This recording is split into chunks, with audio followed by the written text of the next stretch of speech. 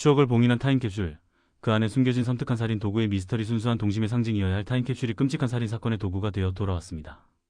넷플릭스를 통해 공개된 TV 아사히의 화요 드라마 재해는 이 충격적인 설정 하나만으로 시청자들의 호기심을 강렬하게 자극합니다. 보통 타임캡슐이라고 하면 어린 시절의 꿈이나 소중한 보물, 미래의 나에게 보내는 편지 등을 묻어두고 훗날 웃으며 꺼내보는 감동적인 소재로 쓰이기 마련입니다. 하지만 이 드라마는 그 클리셰를 비틀어 봉인된 것이 단순한 추억이 아니라 권총이라는 치명적인 무기였다는 점을 부각합니다. 과거와 현재를 잇는 이 불길한 매개체는 평범하게 살아가던 주인공들의 삶을 송두리째 뒤흔들며 잊고 싶었던 과거의 망령을 다시금 불러냅니다. 에도가와 람포상 수상작의 품격, 요코세키 다이의 데뷔작을 다시 만나다. 이 드라마의 탄탄한 스토리는 이미 검증된 원작에서 기인합니다. 바로 일본 추리 소설계의 등용문이라 불리는 에도가와 람포상을 수상한 요코세키 다이의 데뷔작 재해 타임캡슐을 원작으로 하고 있기 때문입니다. 신인 작가의 데뷔작이라고는 믿기 힘들 정도의 치밀한 구성과 서스펜스로 평단의 찬사를 받았던 이 작품은 이미 지난 2012년 후지TV 토요 프리미엄을 통해 단발성 드라마로 제작된 바 있습니다.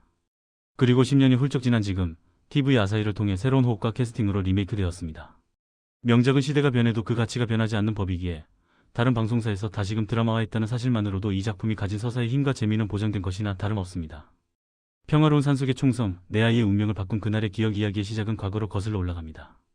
티 없이 맑은 초등학생 4명이 숲속에서 뛰어놀던 평화로운 오후, 그들의 일상을 깨뜨리는 굉음이 울려 퍼집니다. 바로 총소리였습니다. 당시 마을을 떠들썩하게 했던 은행강도 사건의 범인이 경찰과 대치하며 도주하던 긴박한 상황이 아이들의 놀이 공간을 침범한 것입니다. 호기심 많던 아이들은 우연히 강도가 숨기거나 분실한 것으로 추정되는 권총을 발견하게 되고 어른들에게 알리는 대신 자신들만의 타임캡슐에 그 위험한 물건을 묻어버리는 비밀스러운 선택을 합니다. 이 짧지만 강렬한 도입부는 앞으로 펼쳐질 비극의 씨앗이 언제, 어떻게 심어졌는지를 보여주며 시청자들을 순식간에 몰입시킵니다. 20여 년 후 평범한 일상을 파고드는 균열과 위기. 시간은 흘러 현재 성인이 된 아이들은 각자의 삶을 살아가고 있습니다.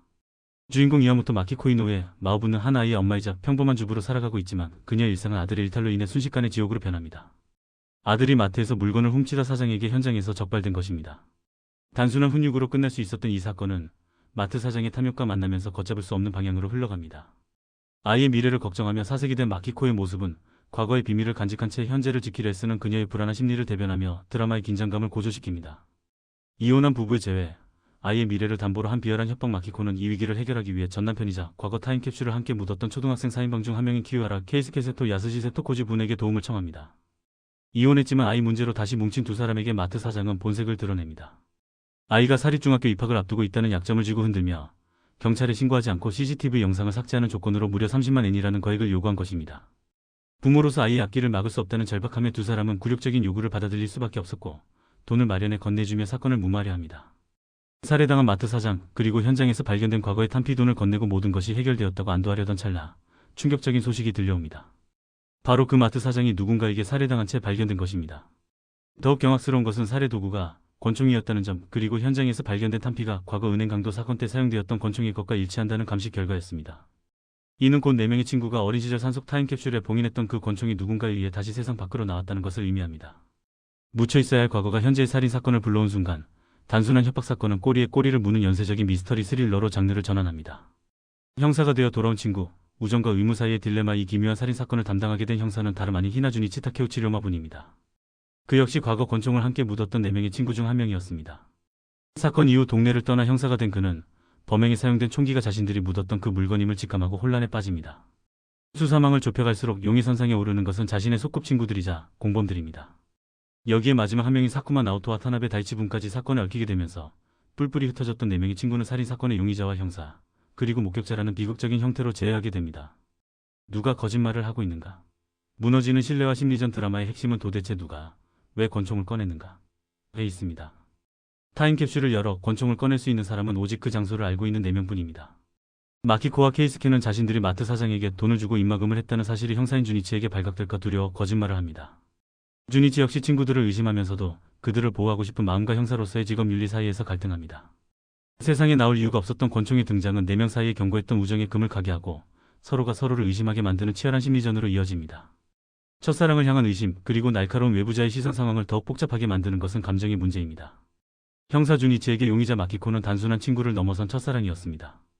감싸주고 싶은 옛사랑이 가장 유력한 살인 용의자로 의심되는 상황에서 주니치가 느끼는 고뇌는 드라마의 멜로적 텐션을 높여줍니다. 반면 이들의 관계를 모르는 동료 형사 미나미 요시카코에구치 노리코 붙는 냉철하고 날카로운 시선으로 사건을 파헤칩니다. 사적인 감정에 휘둘리지 않는 그녀의 등장은 주인공들을 더욱 궁지로 몰아넣으며 자칫 감정적으로 흐를 수 있는 전개에 객관적인 서스펜스를 불어넣는 역할을 톡톡히 해냅니다. 탄탄한 원작과 배우들의 호연, 끝까지 눈을 뗄 수 없는 결말 제의는 에도가와 람포상 수상작다운 탄탄한 플롯과 반전을 거듭하는 전개로 시청자들을 사로잡습니다. 과거의 치기 어린 행동이 20년 뒤 어떤 나비 효과가 되어 돌아오는지, 그리고 극한의 상황에서 인간의 믿음은 얼마나 쉽게 무너질 수 있는지를 적나라하게 보여줍니다.